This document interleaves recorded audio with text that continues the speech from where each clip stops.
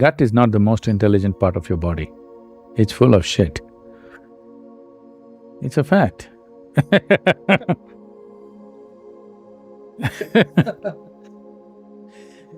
It's not the most intelligent part of your body. This feeling from your gut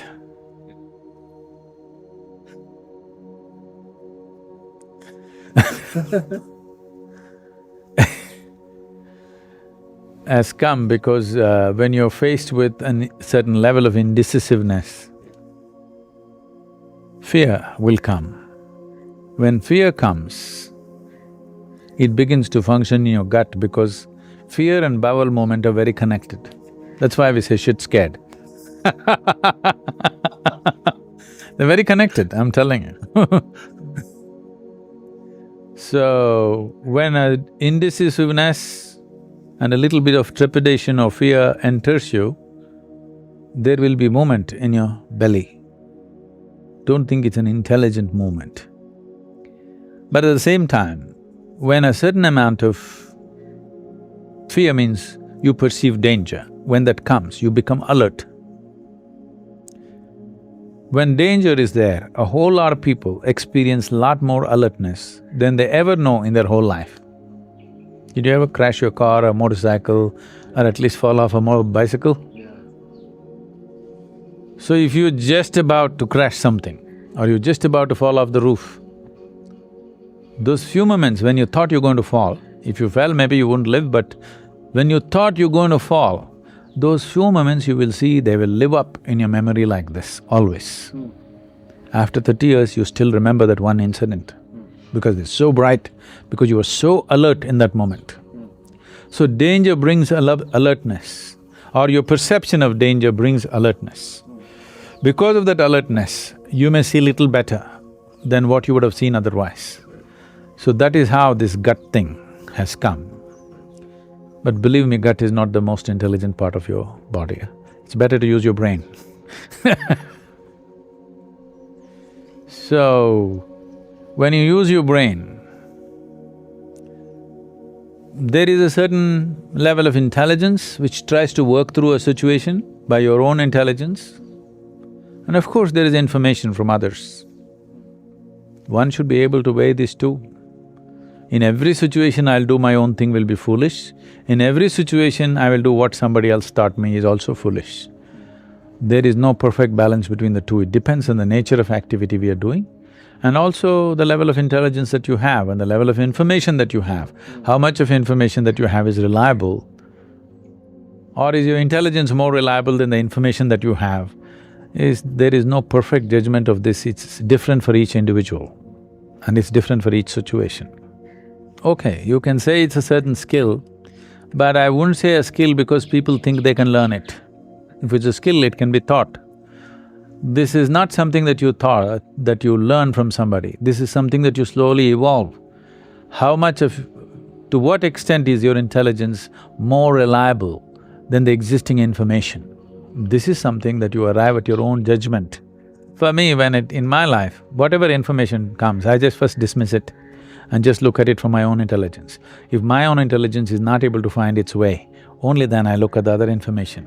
Because I don't want to clutter myself with that information and prejudice my intelligence of looking at it in a particular way. I want to simply look at everything the way it is. If it doesn't work, if my intelligence is not sharp enough, doesn't have a way to pass, then only I look at other people's information. Everybody need not follow this mode. It's individual and it's different for each situation. In every situation it's not so. When I'm driving in a strange country, usually it's a lady's voice and the GPS if she says turn left, I turn left, turn right, whatever she says, I don't use my intelligence. Okay. So it's a judgment that you make depending on the area of function.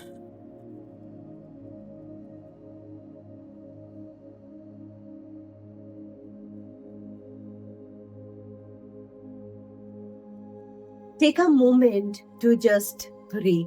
No need to rush off just yet. This moment right here, right now is yours. You don't have to figure everything out today. You don't have to fix, change, or solve anything in this very second. It is okay to just sit quietly without doing, without analyzing, simply being. Sometimes in life, we look outward for every answers. We try to gather more and more knowledge, more opinions, more advice. We chase after clarity, hoping that someone or something will tell us what is right, what is true, and what will finally bring peace. But somewhere in that noise, we often forget there is something deeper within us that doesn't speak in words, yet knows. And perhaps that is worth listening to. Maybe today is not about doing more, it's about becoming more still. Maybe you don't need more information, but a little more space inside yourself.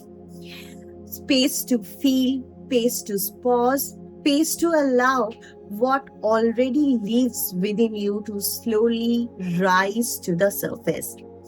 Even the most complicated questions, you don't always need immediate answers.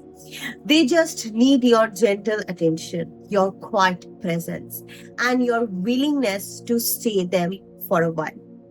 You are not broken. You are not behind. You are not late. Right now, in this moment, you are already whole. There is something intelligent, alive, and aware within you. And even if the mind is busy or confused, even if the emotions are swelling and the deeper space within you is still there, steady, silent, clear. No matter what is going on in your life right now, no matter how uncertain things may feel, just remember that you are allowed to take a breath. You are allowed to rest. You are allowed to look within softly, gently, not to find the perfect answers, but simply to meet with yourself honestly. And if you can do that even for a few minutes each day, you may find that something within you begins to guide you. Not loudly, not in words, but in a quiet way that feels deeply real. So for now, take this with you. You don't have to force anything. You don't have to have all the answers. Just return to your breath, to your body, to your presence, wherever you can. Let that be your starting point. Again, do remember this is not a summary of Sadhguru's word. It is simply my interpretation of the deep wisdom he imparted. Kindly keep them separated and do not misunderstand. Thank you for joining, and we will see you tomorrow. Until then, please take care. Namaskar. Chandrachud Shiv Shankar Parvati Ramana निनगे NaMo